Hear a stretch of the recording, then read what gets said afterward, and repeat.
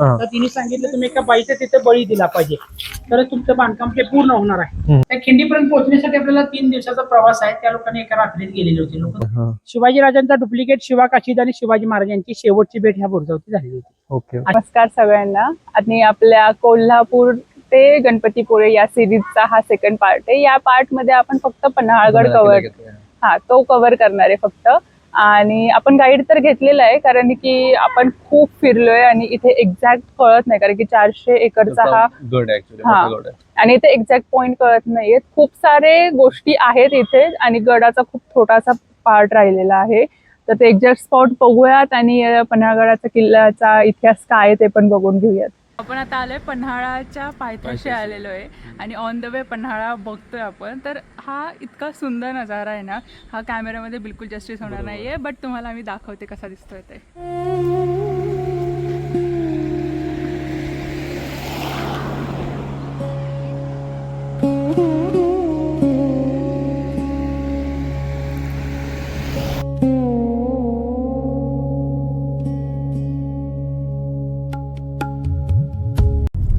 आम्ही पन्हाळ्यावरती आलोय पण हा पूर्ण 400 एकरचा प्लॉट आहे, राईट? 400चा. तर इथे ना जायचं कुठे तेच माहिती नाही. गाईड लोक पकडतात, इकडे जा तिकडे जा, हे करा ते करा, कन्फ्युजन मध्ये आपण. तर आता जिथे ॲरो दाखवलेत आपण त्या डायरेक्शनने चाललोय. बघूयात आपल्याला काय हाती लागतंय का. इथे लोकांना विचारून बघू एकदा. गडावरती जायला रस्ता हाच आहे का? सरळ इथे जायचं? हा, तिकडे पण आहे का? तिकडे काय बघायला? सरळ पुढे सज्जा कोटे का? चल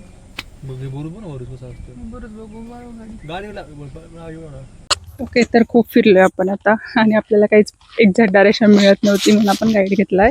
तर बघूया इथं काय काय बघायला मिळते आता. नगर जिल्ह्यामध्ये जे होते इथे होते.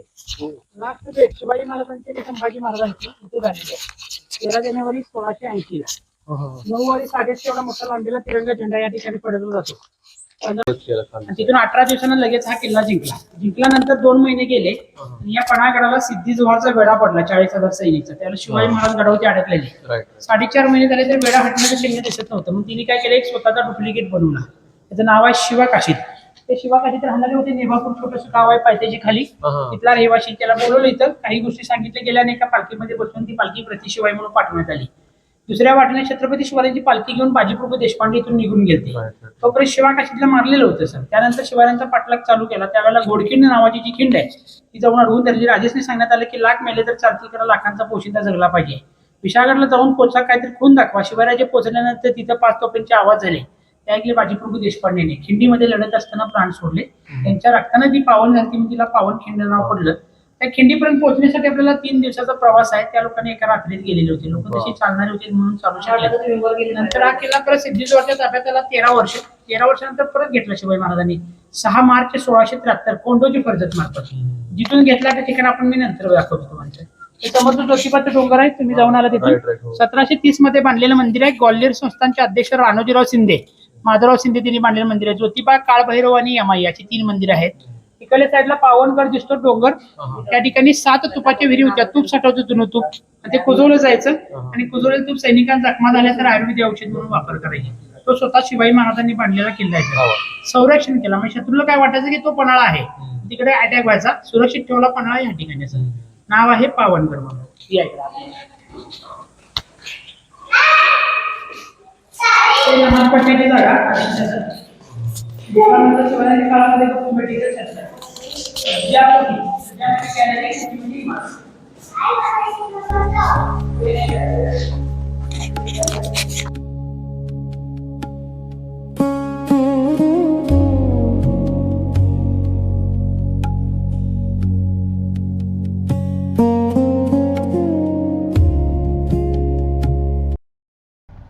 आता आम्ही बघितलं ना तर इथं ना लोक विचारायला असतात ना तर कोणी एक्झॅक्ट डायरेक्शन सांगत नाही. सगळे फिरवतात इकडे जा तिकडे जा.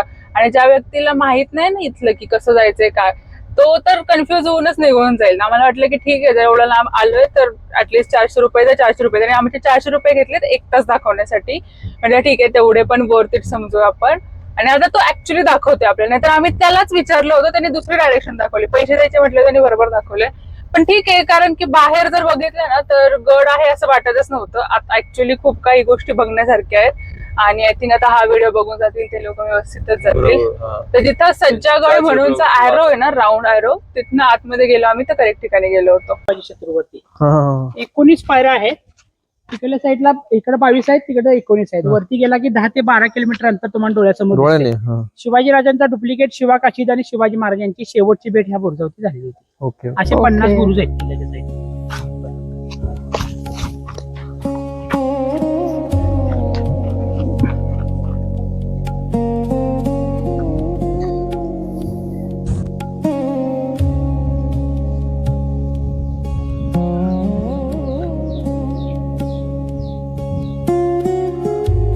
पाच लाख पोती धान्यसाठा ठेवला जायचा. 5 लाख पोती भात, वरी, नाचण्याचे 3 प्रकारचे धान्यसाठा असायचा. हजारो वर्षापूर्वीचं गोडाऊन बघायला आला तुम्ही. गंगा, यमुना, सरस्वती नावं ठेवलेले आहेत राजाभाऊच्या काळामध्ये.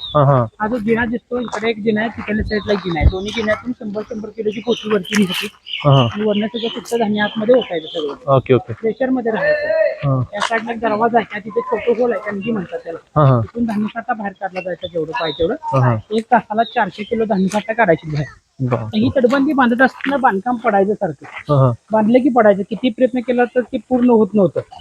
यशवंतराव शिंदे म्हणून इथे गडावरती किल्लेदार होते. त्यांच्या संघ राजाभाऊने चर्चा केली की बांधकाम आम्ही सुरू करतोय आणि पडतं का सारखं म्हणून. तर तिने सांगितलं तुम्ही एका बाईचा तिथे बळी दिला पाहिजे तर तुमचं बांधकाम ते पूर्ण होणार आहे. बाई कुठली तार करायची म्हणून गंगू तेल्याची सून जकूबाई त्या बाईला तिथे जिवंत गाडली गेली.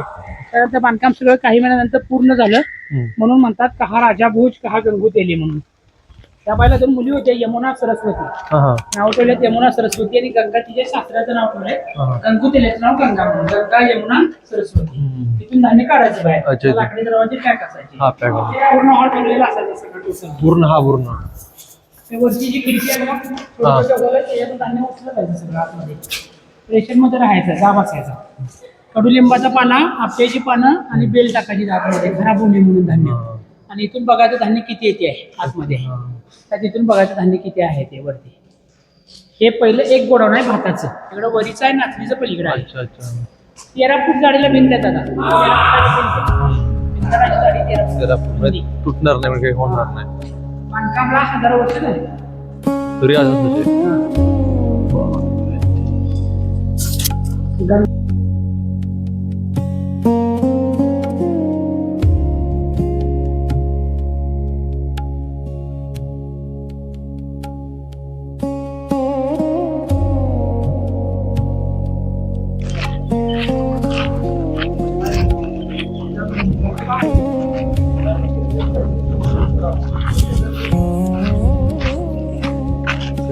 इतने मोठं बरोबर.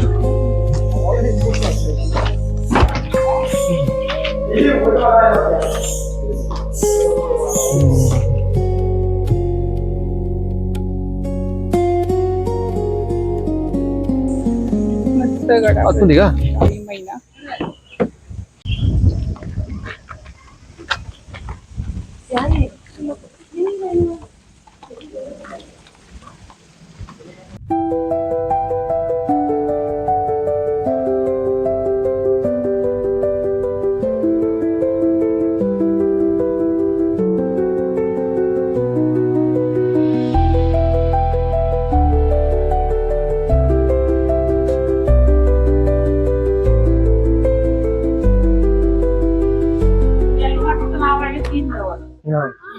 किल्ल्याचं हे प्रवेशद्वार आहे. प्रवेशद्वार या दरवाजा मार्गे छत्रपती शिवाजी महाराजांनी 6 मार्च 1673 कोंडोजी कर्जत मार्फत दुसऱ्यांदा किल्ला जिंकला. अवघ्या 60 लोकांनी किल्ला जिंकून घेतला. याला त्यांनी मी कावा म्हणतात.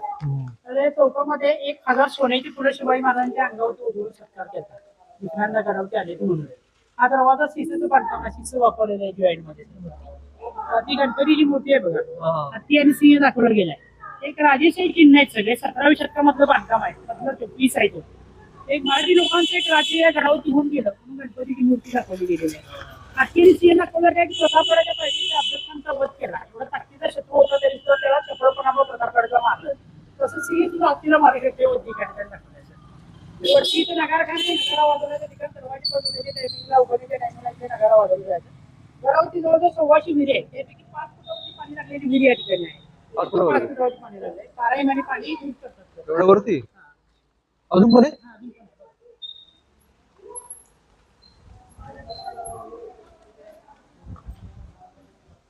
बाप 1,600 कडे. तो तिसरा दरवाजा आहे. हा दुसरा दरवाजा म्हणजे पहिला, म्हणून 3 दरवाजाचं नाव आहे. हा दुसरा नाव आहे कोकणी दरवाजा. या साईडनं कोकण चालू केलं. ओके. हा दरवाजा फोडण्यासाठी सिद्धीजवळनं काय केलं, फार मोठी इंग्रज लोकांची मदत घेतली आणि राजापूरवरनं लांब पल्ल्याच्या तोफा आणल्या. 2-2.5 किलोमीटर पायथ्यापासून तोफेचा मारा केला सर दरवाजा फोडायला. पहिली तोफ लागली सेंटरला इथं, दुसरी आल्या कोपरा फुटला, तिसरी लागली भिंतारामध्ये. तरी सुद्धा तुटलेला नाही दरवाजा सर. हा दरवाजा फोडला असता तर दुसरा होता, दुसरा फोडला असता तर तिसरा होता. 3 दरवाजाचं नाव आहे. त्याला दुसरं नाव आहे कोकणी दरवाजा. तिथं कोकण चालू जात नाही. हा दरवाजा बंद झाला की संध्याकाळच्या नंतर उघडलं जायचं नाही. आपल्याला काहीतरी संदेश द्यायचे असेल किंवा घराच्या बाहेर पडायचं असेल तर खिडकीचा वापर करायचा. तो मार्ग आहे घराच्या बाहेरला आतमध्ये मार्ग. साहित्य तुम्हाला त्यामध्ये दिसतो. कोकण दरवाजा ही सगळी कोल्हापूर.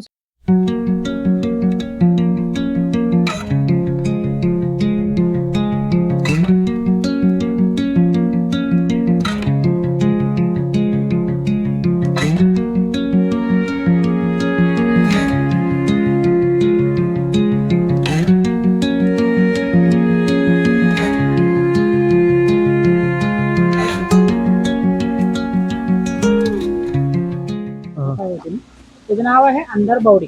बावडीमध्ये विहीर. कोकणामध्ये विहिरीला बाव किंवा बावडी असं म्हटलं जातं सर. तर 1489 सालची इमारत आहे. आदिलशाच्या कारकिर्दीमध्ये बांधलेली आहे अबू युसुफ या कारागीरने सर. तर बांधताना की नाही 3 मजली बांधली सर. शेवटच्या तळात की नाही पाणी आहे. दुसऱ्या मजल्यामध्ये गडाच्या बाहेर जायला गुप्त मार्ग आहे. तिसरा मजला सैनिक लोक बसायचे. का ठेवला असं की गडाच्या आतमध्ये जवळजवळ विहिरी होत्या. त्या विहिरीमध्ये परकी शत्रू याची पाण्यामध्ये विष टाकून जायचे. एक सुरक्षित पाणी गडावती सैनिक लोकांनी मिळायला पाहिजे म्हणून तळामध्ये खाली विहीर काढली. आणि वेळेला गडावती रात्रीच्या वेळेला जर अटॅक झाला तर जाण्यासाठी मार्ग नसायचे. म्हणजे दुसरा मजला गुप्त मार्ग ठेवला. आणि तिसरा मजला तिथे 24 तास पहारा होता की त्या पाण्यामध्ये विष टाकून. नाव ठेवले अंधारा बावडी. बावडी म्हणजे विहीर. कारागीर आहे अबू युसुफ. त्यानंतर इकडे वरती जावा, तो पाणी बघून तसं गाडी दिसू जातात. चालेल. गाईड आहेत. ते 80 गाईड ला जे ट्रेनिंग दिलं गडावरती ते 1996 मध्ये MTDC मार्फत ट्रेनिंग झालेलं होतं. त्यामध्ये जे इतिहास संशोधक होते पुण्यामधले निनाद बेडेकर म्हणून, अतिशय बुद्धिवान माणूस.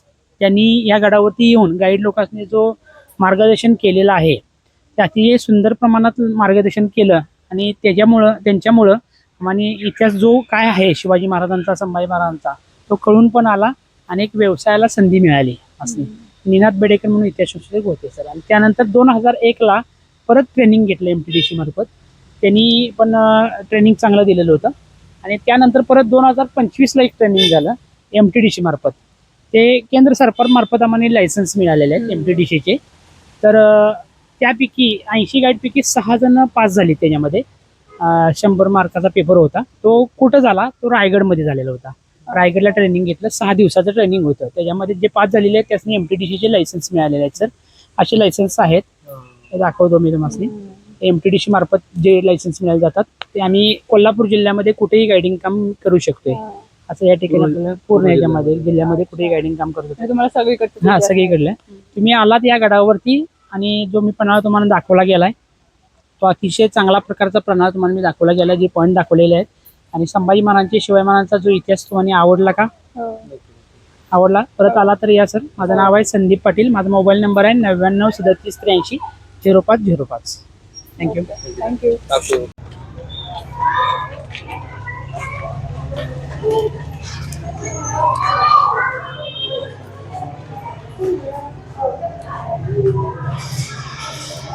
बरोबर काय काय होय.